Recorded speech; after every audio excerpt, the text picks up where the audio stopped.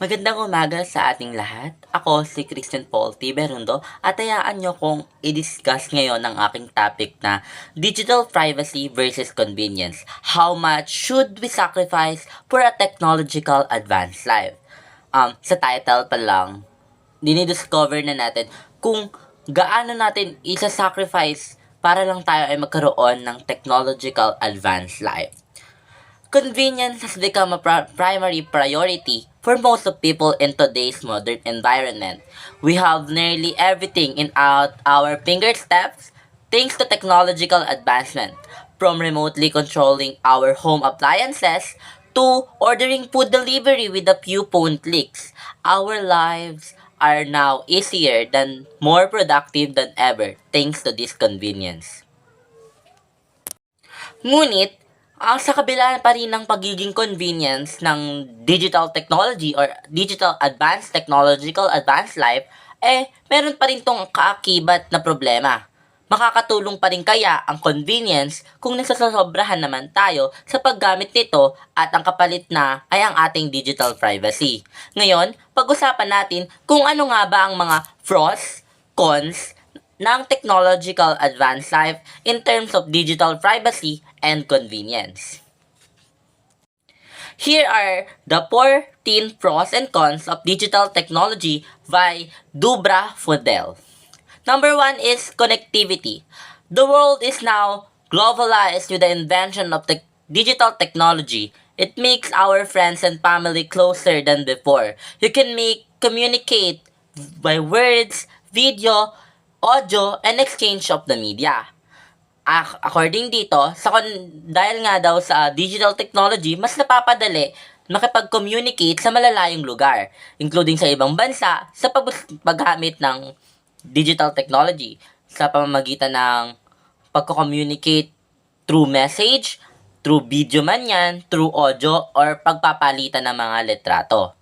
Next one is communication speed and versatile working. The data transfer rate or internet speed has rapidly increased since the dial-up methods for internet connectivity. Broadband technology increases the speed of the internet even more. Mas napapataas niya ang internet level ng communication, which means mapapabilis niya ang communication sa ating bansa. Or hindi lang sa ating bansa, kundi sa buong mundo. The next one is digital devices are portable. Digital devices are becoming smaller and smaller day by day. The storage media can store a large amount of data in a tiny chip. With the invention of transistor, the size and weight of digital devices have greatly reduced. Dahil nga daw sa pagkaka-advance ng teknolohiya, mas napapaliit natin o mas madali na nating magamit ang mga digital devices. Mas madali na silang ilagay sa ating mga bag at pwede na natin dalhin kung saan-saan dahil ito sa pagiging advance ng ating teknolohiya. The quality of stored information is preserved. The quality is never reduced with use of digital technology. In contrast with analog technology, the stored information in analog system may damage or even lost or duplicated by it in the digital system, the case of opposite. Which means, mas na-preserve daw po natin yung mga information sa mas maganda at mas mapapadali yung pag-preserve natin using digital technology. Learning redefined. Beforehand, the traditional classroom is taught by teachers only. Students are completely dependent on the teachers for acquiring knowledge, which can be destructive since teachers are not always exactly correct. With the arrival of digital technology, teachers and students both are heavily influenced since they can jump into internet where you can find the solution to almost every possible problem. Which means, nung dati daw na wala pang digital technology or hindi pa mas na-advance yung digital technology, mas na-redefine daw yung learning. Which means, mas napapadali daw yung learning. Dahil ang sinasabi dito, na hindi naman daw lahat ng tinuturo ng mga teacher ay correct. Dahil nga sa digital technology, mas nakakatulong ito sa mga teachers na student na makapag-research pa or makapag-search pa ng mga information regarding sa topic nila about school. Number 6 is entertainment. You can pursue your hobbies and interests through the use of digital technology. You can play online games and admit in music courses from any part of the world with a man of your choice. Different types of TV and reality shows are found on the internet which can access with the digital devices. Sabi dito, mas napapadali daw yung pagkuha natin ng mga entertainment shows sa ibang bansa o sa iba pang lugar. Mas napapadali daw dahil sa digital technology, mas napapanood natin or mas nagagamit natin yung entertainment in all around the world. Last but not the least sa pros ay ang transportation. Yes, tama kayo. Na hindi lang about sa mga internet, communication, kundi pati sa transportation. Transportation mediums such as airplanes, trains, ships are using digital technology to accurately navigate routes in the sea and land. Not only the cars and buses are becoming fully automated soon. Sinasabi dito na pag nag-advance pa or nagpatuloy pa ang pagiging advanced life ng teknolohiya is baka soon ay maging automated ng mga cars and maging automated na din ng mga bus. Dako naman tayo sa mga cons ng digital technology. Number 1 is data security. Data security is a great concern nowadays in the digitized world. Digital technology have the huge amount of information. Example na lang dyan, yung text, images, and videos is collected and stored. The stored information may be of individuals or organization which is vulnerable to theft. This data can go into the hands of criminal, terrorists, foreign enemies, and so forth.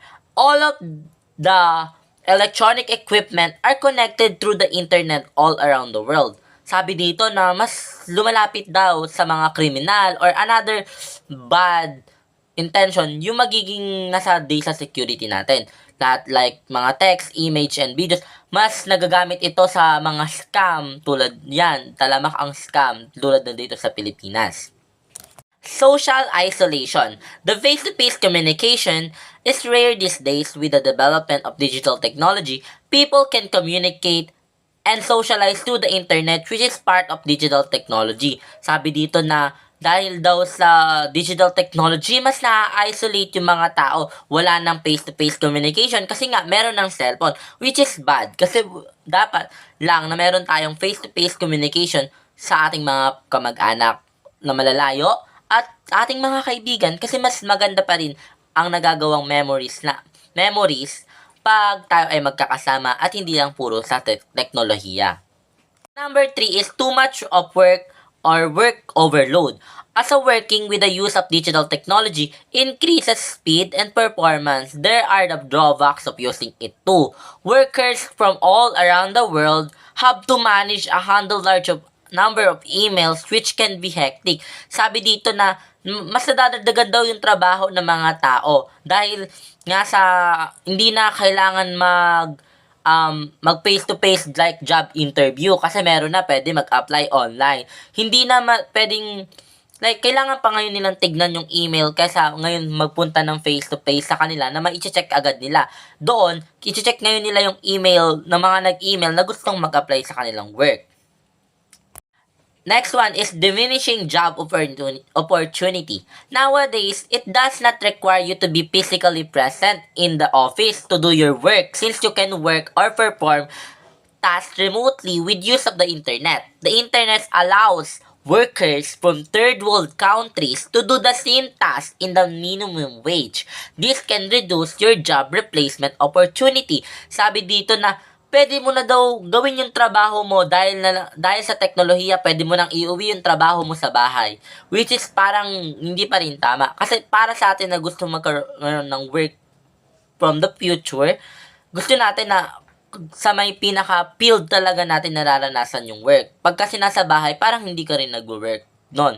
Para ka lang nakatambay lang din. Mas maganda pa rin na nandun ka sa pinaka-field para ramdam mo na nag-work ka. Number 6 is manipulation of digital media. There are different ways to change, edit, and manipulate digital media. Manipulation of digital media is more than before, which increases the possibility of fake reports and result in choosing more confusion instead of reality. Mas dumadami yung mga fake na images. Yan, example na lang yung mga images dahil mas madali nang ma-manipulate ng technology or ng digital technology ang mga images. Mas madali na nilang mabago or mas madali na nilang ma-edit yon para mas magmukhang reality or mas mukhang maging reliable yung source na yon. Plagiarism and copyright.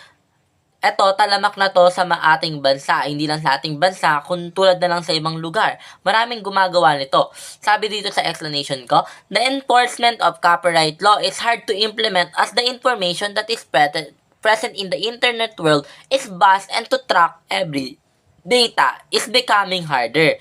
Mahirap na daw i-track dahil nga marami na nun sa internet. Hindi na natin alam kung doon ba nila talaga kinuha yun or kinopyright nga or pinlalagerize doon sa isang article na kinuhaan nila.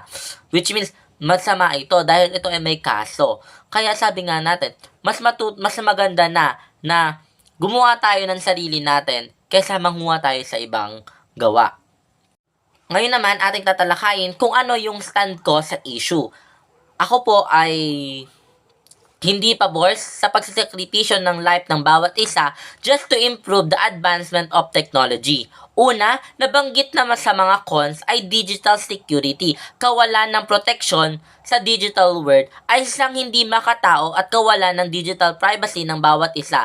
Yes, sabihin na nating mapapadali nito ang mga bagay gaya na lamang ng mga nabanggit sa cons nito. Ngunit hindi ito sapat na para hayaan natin na i-control tayo ng digital technology. Maraming maaapektuhan kung patuloy nating susuportahan ang mali at taliwas na ideya ng teknolohiya. Hindi natin alam kung paano ito unti-unting kokontrolin ang bawat bagay sa mundo. Kagaya na lamang ng social isolation, papayag ba tayo na balang araw ay maging isolate na ang mundo at puro na lang tayo paggamit ng telepono upang makipag-usapan rather than having a face-to-face meetup that can build a core memories for us at all. Hahayaan ba nating mawala ng saysay ang mga ito? Isa pa, dagdag lamang ito sa mga trabaho ng ibang tao, gaya na lamang sa sinabi sa cons number 3, too much workload. Kung patuloy nating pagtatangkilikin ang teknolohiya, maraming company ang problema. For example, pagpasa ng resume gamit ang email kaysa punta ng personal sa kumpanya.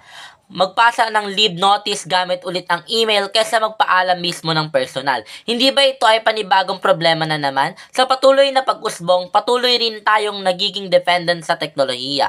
Isa pa ang pagkawala ng mga trabaho. Kung patuloy ang advancement at AI generated, mas paunti ng paunti ang pag-asa ng mga taong walang trabaho kumuha ng trabaho dahil meron ng AI na kayang gumawa nun, which is mali, since manpower pa rin ang kailangan to improve the life of the people. Last argument, ipasok natin yung tatlong cons na natitira. Addiction on technology, that is very true. Kung patuloy tayong gagamit ng teknolohiya, hindi possible na maging addict tayo at maging dependent dito. Baka nga pati pag-check up sa sakit natin, nire-research natin kay Google.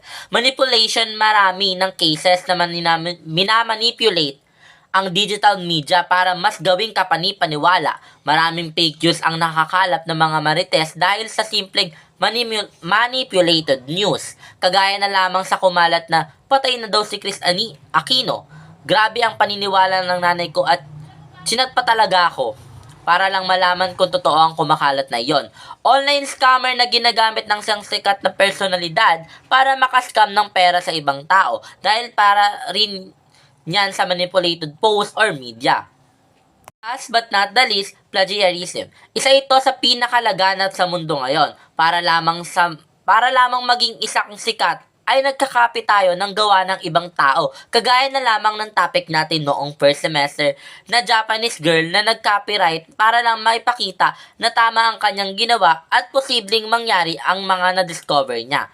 Ang teknolohiya, ito ay dapat maging isang ito na dapat nating tandaan bilang isang estudyante at isang mamamayan.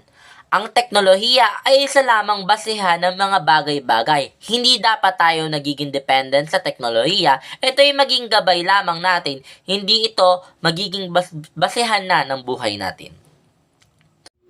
Ito naman ang mga guidelines to regulate the technology. Use strong passwords. Enable two-factor authentication.